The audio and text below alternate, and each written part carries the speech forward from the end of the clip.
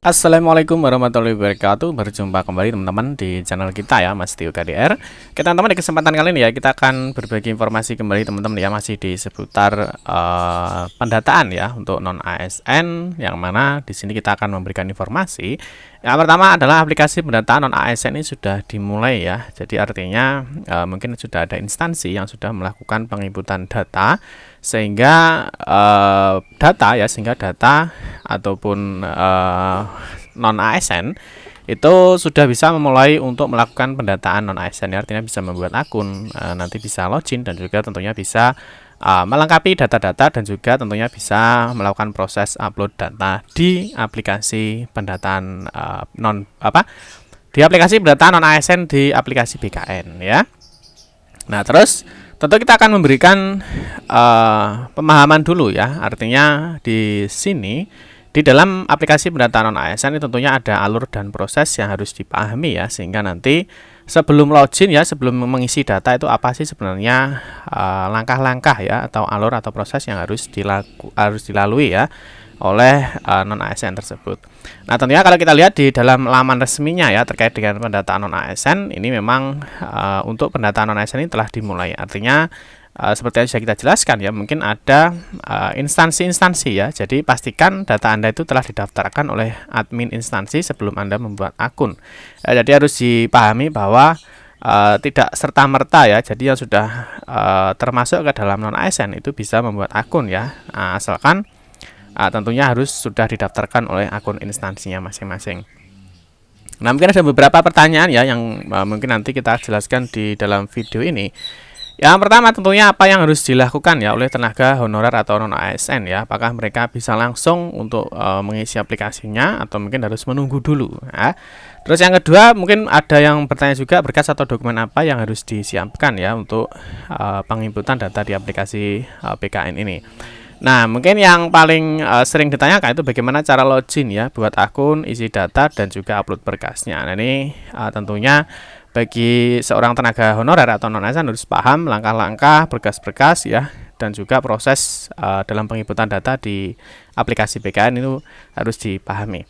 Nah, sebelum membahas lebih lanjut terkait dengan hal-hal tersebut ya, kita ingatkan dulu mungkin bagi kalian ya yang baru bergabung di channel ini atau mungkin baru melihat channel ini, jangan lupa ya klik tombol like dan subscribe, silahkan bunyikan lonceng notifikasinya biar Anda selalu mendapatkan informasi-informasi terbaru dari kita.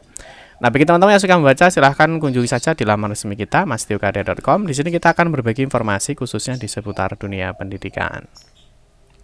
Sebelum kita membahas di sini ya, tentunya sudah pada paham ya bahwa sebelumnya ya BKN sudah mengeluarkan terkait dengan pendataan tenaga non ASN, yang mana tentunya di dalam surat atau lampiran ini ya, tentunya seluruh sekolah ya ataupun seluruh instansi itu sudah mengumpulkan format ya atau rekap data dalam bentuk Excel ya, yang mana di sini ada NIK, nomor KK ya, terus ada nama ya, dan seterusnya sampai di sini ada unit kerja dan juga ada jabatan terakhir ya, kapan dia berada di sekolah itu.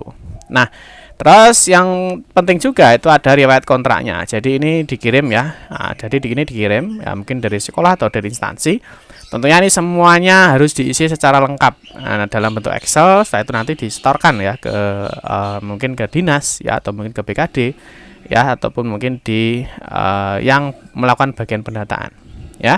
Nah, kalau ini sudah selesai ya, kalau ini sudah Excelnya sudah diterima ya, tentunya kita akan membahas nanti apa tujuan dari tenaga pendataan tenaga honorer ini, yang sepertinya sudah kita jelaskan di video kita sebelumnya. Nah, kita lanjut. Nah, apa yang harus dilakukan oleh tenaga honorer ya ketika mungkin dia masuk atau memenuhi persyaratan ya di dalam pendataan ini ya. Nah, nanti mungkin ada dokumen-dokumen yang perlu dipersiapkan.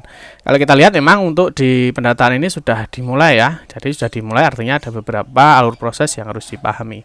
Nah, yang pertama kita cek dulu, kita berikan informasinya terkait dengan alur proses ya. Artinya ada proses yang harus dilakukan ya. Nah, yang pertama ada instansi dan juga ada tenaga non ASN. Nah, di sini instansi ya, dari instansi itu admin atau operator instansi ini mendaftarkan tenaga non ASN yang masih bekerja sampai saat ini dan memenuhi persyaratan pendataan tenaga non ASN berdasarkan peraturan. Jadi artinya Mungkin dari sekolah, dari instansi tentunya sudah mengirimkan ya ini format daftar nama tenaga non ASN-nya ya, dan juga riwayat kontraknya dalam bentuk Excel, dan tentu sudah dikirim. Nah, yang berikutnya tentunya admin instansi ini harus mendaftarkan ya. Jadi kalau admin instansi ini tidak mendaftarkan ya tenaga honorer, tentunya tenaga honorer di sini dia tidak bisa melakukan pembuatan akun ya. Nah, terus siapa sih sebenarnya instansi ini ya? Instansi ini ya di dalamnya tentunya ada BKN ya, tentunya ada BKD, ada Dinas Pendidikan ya, baik itu kabupaten maupun kota ya. Jadi ini instansinya ya. Nah, terus yang berikutnya, instansi ini wajib melakukan checking pemeriksaan ya dari data yang diinput dilengkapi oleh tenaga non ASN. Jadi setelah instansi ini mengupload data-datanya, siapa sih tenaga non ASN itu yang memenuhi persyaratan. Nah, tenaga non ASN ini setelah didaftarkan oleh instansi ini, tenaga non ASN dapat membuat akun pendataan non ASN. Ya, jadi pembuatan akun nanti bisa langsung ya melalui ini ya. Jadi mulai pendataan non ASN, di sini ada buat akun. Ya. Nah, terus berikutnya sampai batas waktu yang ditentukan, instansi wajib melakukan finalisasi ya. Jadi instansi setelah mengupload data, dia melakukan cross check data dan juga harus melakukan finalisasi.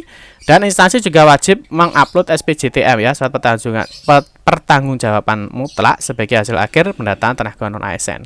Nah, tentunya di sini ya, untuk tenaga non ASN setelah dia membuat akun, dia melakukan registrasi untuk dapat monitor ya, mengkonfirmasi dan melengkapi riwayat kerja tenaga non ASN masing-masing.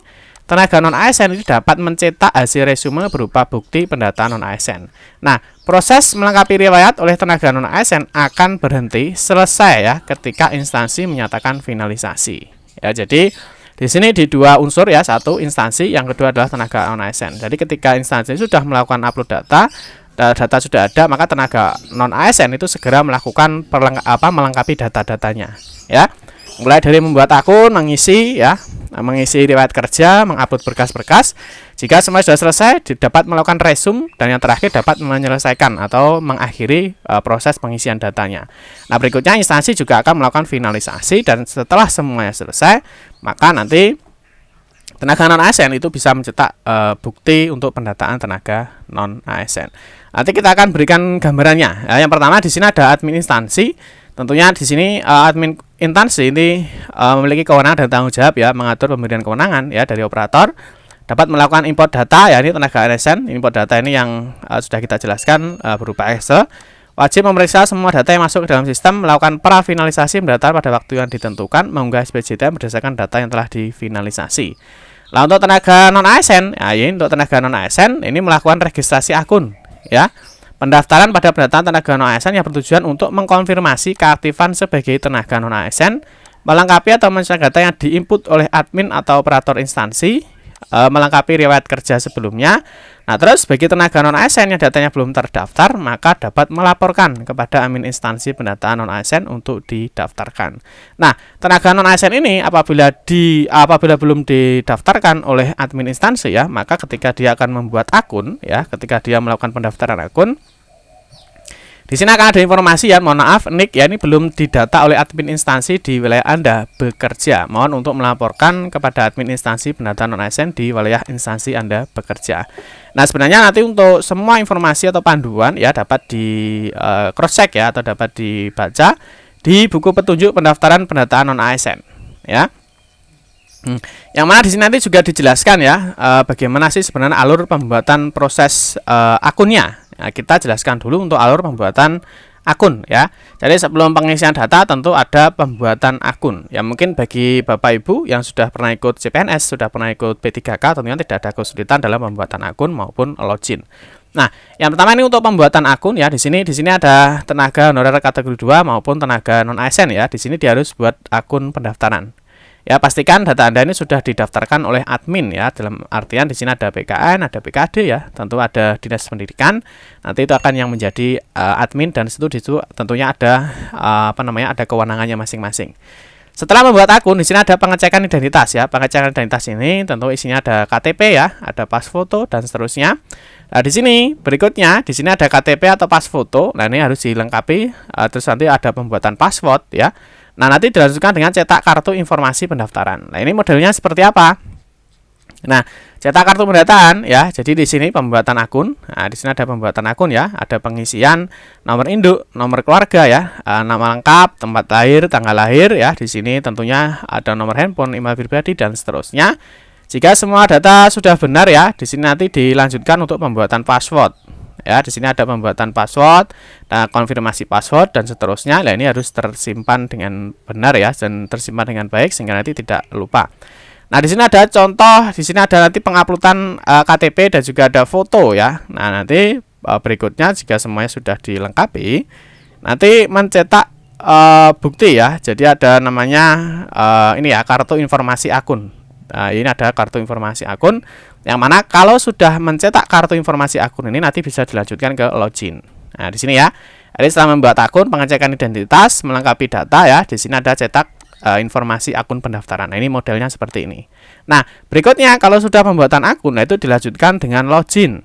Ya, jadi tenaga honorer non ASN di sini dia melakukan login ya. Berikutnya adalah pengisian data ya, data-datanya, mengupload ijazah, riwayat kerja dan seterusnya ya. Di sini melengkapi riwayat data riwayat kerja dan lain-lain. Terus di sini dia harus melihat view resume. Jadi data-data yang sudah diinputkan itu bisa dicek kembali apakah sudah betul atau belum. Dan yang terakhir, apabila sudah betul ya, terus dilakukan finalisasi dan mencetak kartu pendataan non ASN. Nah, ini modelnya seperti apa?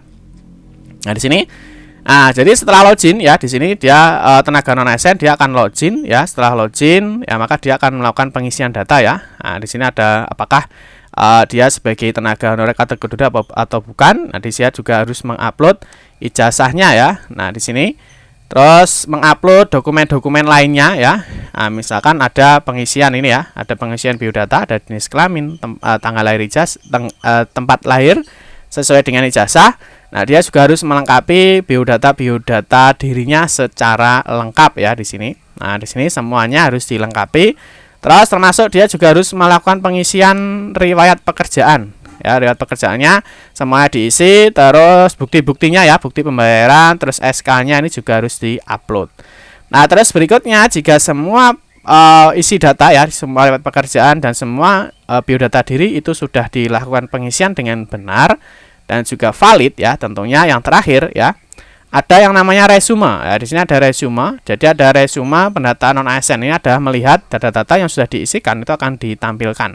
Nah, kalian harus melakukan cross check data ya, apakah data ini yang dimasukkan sudah betul ya, apakah nicknya, terus namanya ya, alamat domisili, pendidikan, terus riwayat pekerjaan dan seterusnya.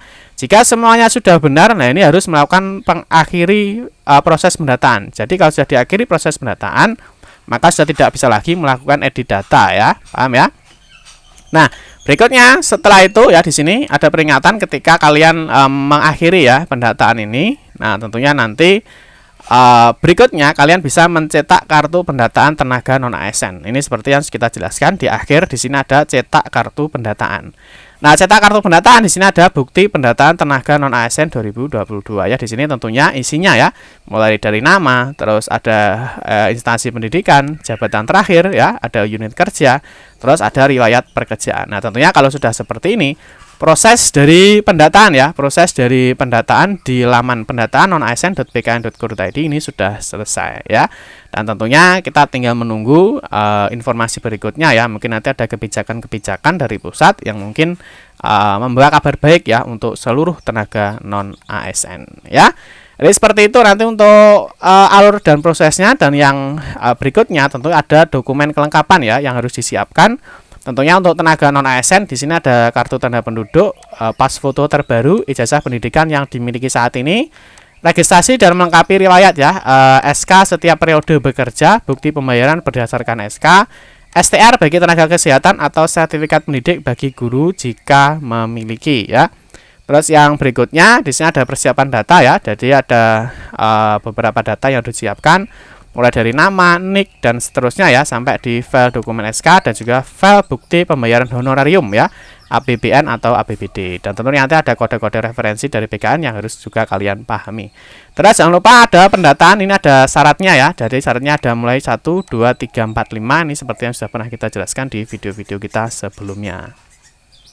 Oke teman-teman, cukup sekian saja informasi yang dapat kami sampaikan ya. Semoga bermanfaat. Mohon maaf jika ada salah-salah kata dalam memberikan informasi dan penjelasan. Kita berjumpa kembali di video-video berikutnya. Saya akhiri, wassalamualaikum warahmatullahi wabarakatuh.